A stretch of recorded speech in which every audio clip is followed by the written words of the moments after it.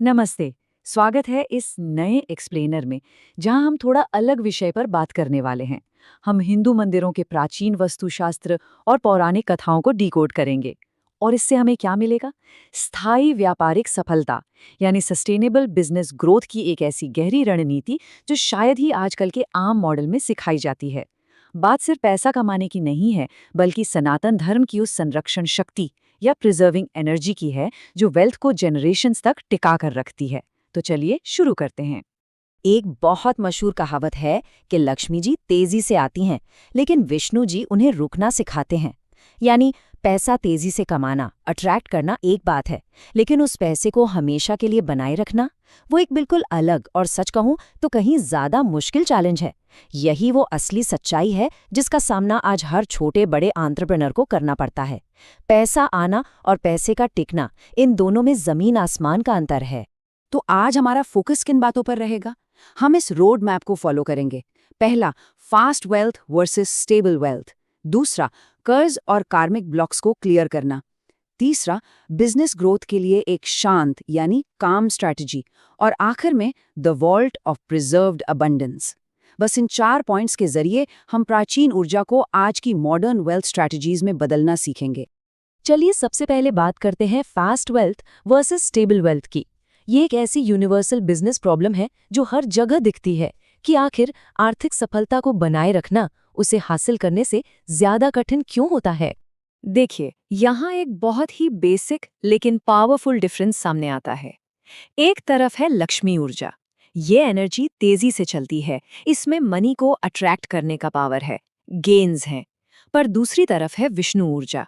ये एनर्जी संपत्ति को प्रोटेक्ट करती है, उसमें स्थिरता यानी स्टेबिलिटी लाती है और उसे सस्टेनेबल बनाती है। विष्णु जी को शास्त्रों में पालनकर्ता कहा गया है ना। उनकी शक्ति उसी स्थिरता को दर्शाती है जो मेहनत से कमाई गई संपत्ति को टिकाऊ बनाती है। यह समझना बहुत जरूरी है कि पैसा आकर्षित करने के नियम और उसे बचाकर रखने के नियम बिल्कुल अलग होते हैं।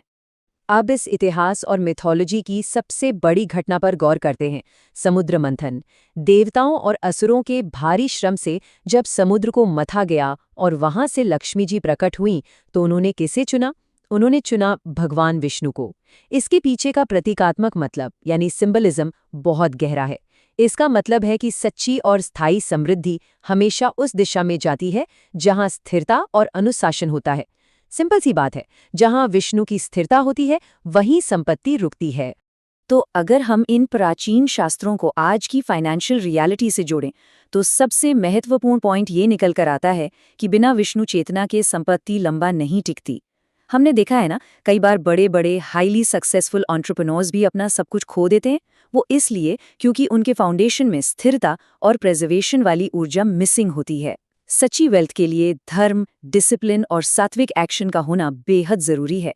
यही वो छूटी हुई कड़ी है, द मिसिंग लिंक, जो आर्थिक सफलता को अमरत्व या परमानेंट प्रेजर्वेशन देती है।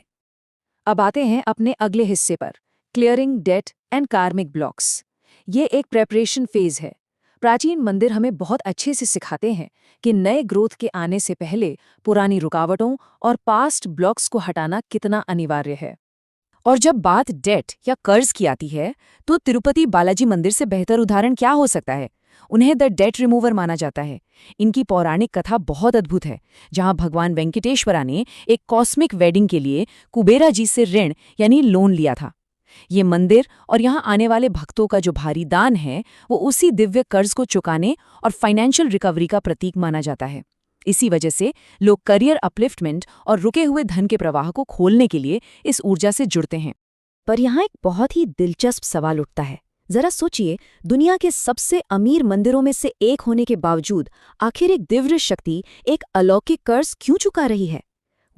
इसका सीधा सा मनोवैज्ञानिक यानी साइकोलॉजिकल सबक ये है कि ईगो सरेंडर करना ही प्रोस्पेरिटी को जागृत करने का सबसे पहला कदम है। अपने अहंकार को छोड़ना पड़ता है। बालों का दान करने की जो प्रथा है, दरअसल वो उसी अहंकार को त्यागने का एक बहुत पावरफुल प्रतीक है। आइए देखते हैं कि ये कर्ज और रुकावटों का विचार बद्रीनाथ के उदाहरण के साथ कैसे आगे बढ़ता है। हिमालय की ऊंचाइयों में स्थित बद्रीनाथ एक ऐसी हाई स्पिरिचुअल फ्रीक्वेंसी की जगह है जो पास्ट कार्मिक ब्लॉक्स की शुद्धि के लिए जानी जाती है। ऐसा माना जाता है कि कई बार हमारी आर्थिक परेशानियां उन पुराने कर्मों से जुड़ी होती हैं। तो बद्रीनाथ सिखाता है कि बाहरी दुनिया में समृद्धि पाने से पहले भीतरी शुद्धि करनी होगी। पहले पास्ट फाइनेंशियल एनर्जी ब्लॉक्स को एक्नॉलेज करें, उन्हें क्लेंस करें, तब जाकर ही नए विकास और आउटर अबंडेंस का रास्ता खुलता है। तीसरा मुद्दा है काम स्ट्रैटेजी फॉर बिजनेस ग्रोथ। अब हमारा ध्यान जाएगा एक्टिव बिजनेस लीडरशिप और उन रणनीतिक बातों पर जो आज के इस अनप्रिडिक्टेबल मार्केट को मैनेज करने के लिए जरूरी हैं। आज का व्यापारिक माहौल कैसा है? चाओ-टेक थका देने वाला, मार्केट में उथल-पुथल, एकदम अराजक। इस एनवायरनमेंट को प्राचीन मंदिरों द्वारा सिखाए गए डिवाइन स्ट्रेटेजिक ग्रोथ के मॉडल के सामने रखकर देखिए। एक तरफ है असीम अनिश्चितता और थकान, और दूसरी तरफ है बिना किसी डिस्ट्रैक्शन के एकदम शांति और ऑर्डर के साथ अपने बिजनेस को एक्सपैंड करना। ये फ्रेमवर्क अनिश्चितता को मात देने का एक बेहतरीन सिद्धांत है।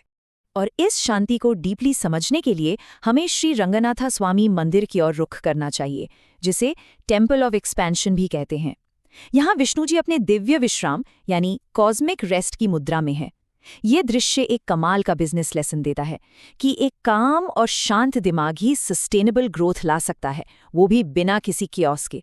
यहाँ ऊर्जा भाग नहीं रही है, बल्कि ऑर्डर्ड है।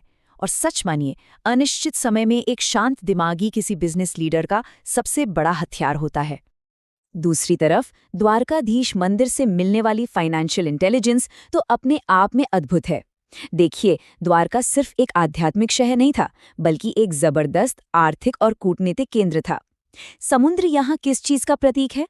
वो अनंत अवसरों और अनप्रेडिक्टेबिलिटी को दर्शाता है। श्री कृष्ण का नेतृत्व हमें सिखाता है कि इस वॉलेटिलिटी के बीच भी मास्टर डिसीजन मेकिंग कैसे की जाए।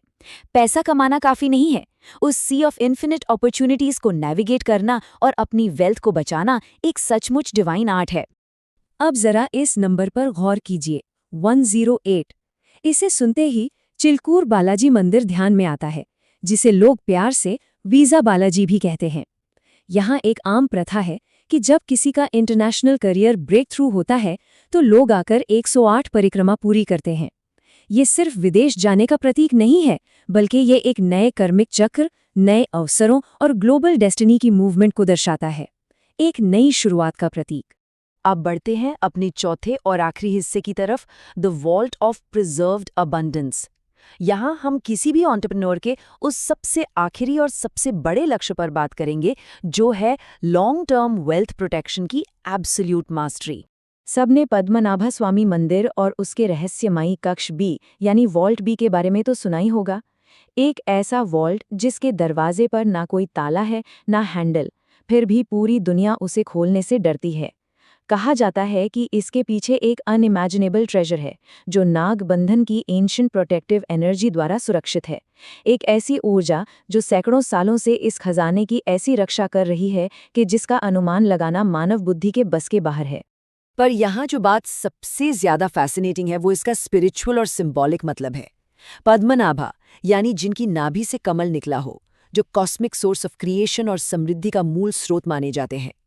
ये मंदिर पूर्वजों के आशीर्वाद, हिडन कर्मा, वेल्थ और पूर्ण रूप से प्रिजर्व्ड अबंडेंस का सबसे बड़ा मेटाफॉर है। इसे ही दिव्य ट्रेजरी कॉन्शियसनेस कहते हैं। ये चेतना सिखाती है कि सच्ची वेल्थ और उसका प्रिजर्वेशन अल्टीमेटली आध्यात्मिक संरक्षण से जुड़ा होता है। और इसी लॉन्ग टर्म वेल्थ को स्टेबलाइज करने के पीछे एक बहुत ही प्रैक्टिकल फॉर्मूला छुपा है। वो क्या है? शनिदेव और विष्णु जी की कंबाइंड ऊर्जा। शनिदेव जहां स्ट्रिक्ट डिसिप्लिन और अनुशासन प्रदान करते हैं, वहीं विष्णु जी स्थिरता यानी स्टेबिलिटी देते हैं।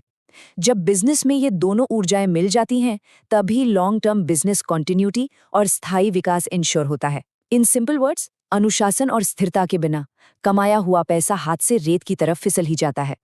तो इस पूरे एक्सप्लेनर के नतीजे पर आते हैं। हमें ट्रू वेल्थ को कंप्लीटली रीडिफाइन करने की जरूरत है। यह सिर्फ बैंक अकाउंट की जमा राशि नहीं है।